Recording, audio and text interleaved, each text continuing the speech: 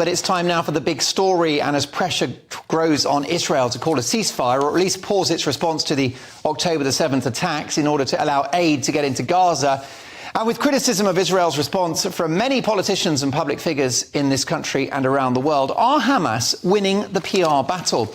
Has this medieval terror group managed against the odds to achieve the moral high ground? And how dangerous might that be for both sides in the conflict? Let's speak to Sohail Ahmed, who is a student at the University of Cambridge and a former Hamas supporter who has been de-radicalised and now condemns the organisation. In a recent tweet, he said the following: "In my experience, most Muslims haven't grasped how bad Hamas actually are. I say that as someone who used to support Hamas. To anyone seeing this tweet who doesn't know me, I used to be an Islamist extremist. I genuinely believed all the bad stuff about Hamas, and it was lies from Israel." Well, let's get the views now of the man himself. Great to have you in the studio, Sohail. Thank you for joining us. How did you get sucked into being a Hamas supporter? See, it started at a very young age. I was radicalised from the age 6 onwards, which some people might find surprising. You don't think of people being radicalised at such a young age, but I was. And I was raised with this hate-filled ideology whereby I believed Britain was the enemy. I believed that non-Muslims are in a perpetual war against Muslims. It's just the standard extremist Islamist kind of ideology that I was just raised in. Was it family members or friends or people you didn't know that were grooming you in this way? It was my parents, in fact. Right. They had themselves become extreme. Yeah. What did this group get you to do? I mean, did you actively participate in any way? Did you attend meetings? What was your sort of role within this grouping? Absolutely. I wasn't involved in any sort of group per se. I was always kind of on my own. So I never officially joined a group as such, but I believed entirely in the ideology. And were you online reading materials? And, absolutely. And also were you communicating with others online about your beliefs? Yes, unfortunately, and I'm very ashamed to say so. I did have a role to play in spreading this ideology. And that's something that I will take with me to the grave. How would that manifest itself in terms of you having spread the ideology? What did you do? So in college, for instance, I was very well known in the Islamic society. And I convinced a lot of people to become extremists like me. I didn't kind of say anything about terrorism. There was no support for violence in terms of my convincing others. But it was the rest of the extremist ideology. That was what I was pushing. The idea that the West is the enemy. Exactly. And that you are either a believer or an infidel. Yes. What are the goals of Hamas, given the fact that you were embedded in its ideology, if not proactively within the group, but just the ideas of Hamas? What is their goal?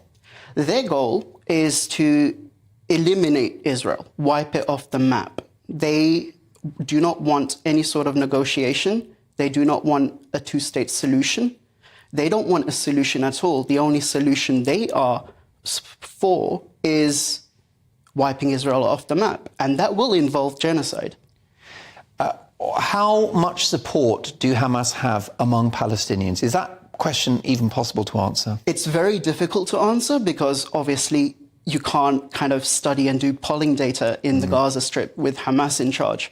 But from what I've seen and from what I've gleaned, especially from friends that live in the Gaza Strip, it is very widespread.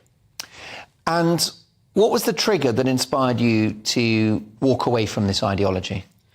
It was a number of things, but chief among them, it was my understanding evolutionary biology. Might sound strange. So science saved you?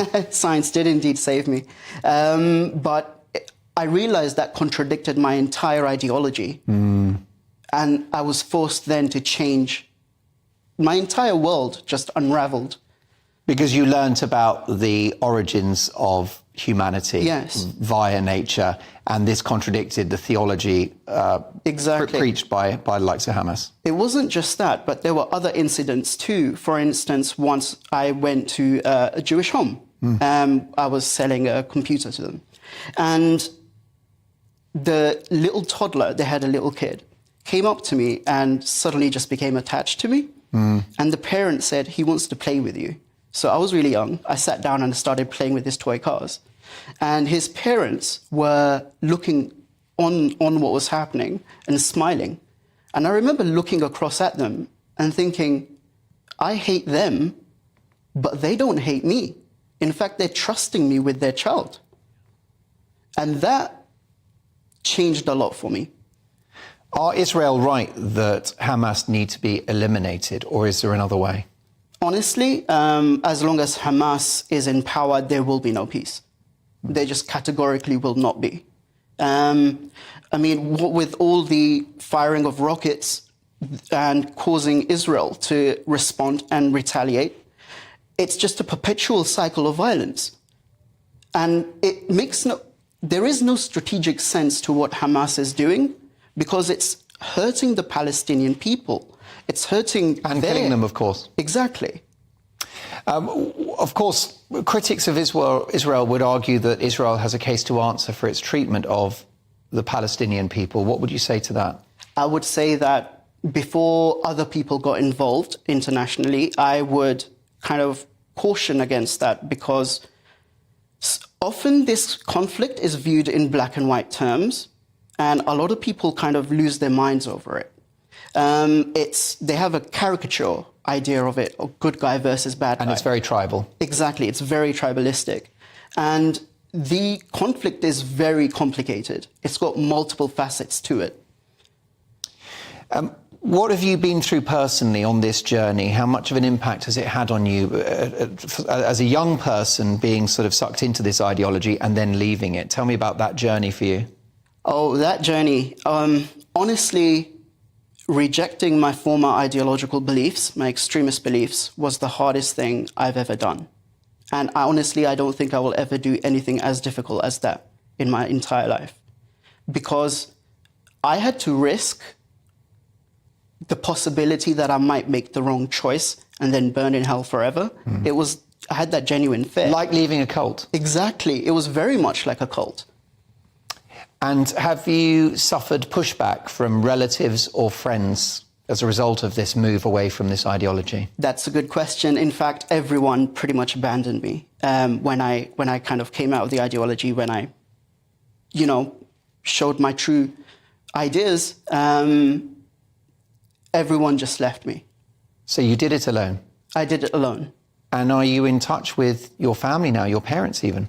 No, not really. The relationship is non-existent. And would you say that they are still in that rabbit hole of the ideology of hate and of Hamas's beliefs? From what I'm hearing, yes. Do you hope at some point you could reconnect with your family? Is there any hope of that? Honestly, given that given the fact that I'm so diametrically opposed to their views, I wouldn't want to get back in touch with them. Have you feared for your safety as a result of this move, and especially being brave enough to come on channels like this and tell your story? Yes, it's always a concern, but I've thought about it, and I came to the conclusion that regardless of what happens to me, I have to do something. I have to serve my country. Previously, I wanted the downfall of Britain. Now I'm a proud British patriot. And I want this issue to be resolved. It's far too dangerous, far too severe, and far too embedded. Israeli troops are now crossing into Gaza. We're expecting casualties, we're expecting bombings, we're expecting armed combat. Do you support the actions of Israel right now? Because there are many politicians in this country and elsewhere calling for a ceasefire. See, on an emotional level, I do want the fighting to stop, because seeing the human suffering affects me. And you want supplies to get through like we all do. Exactly. But on a rational level, Israel has no choice but to respond to this attack.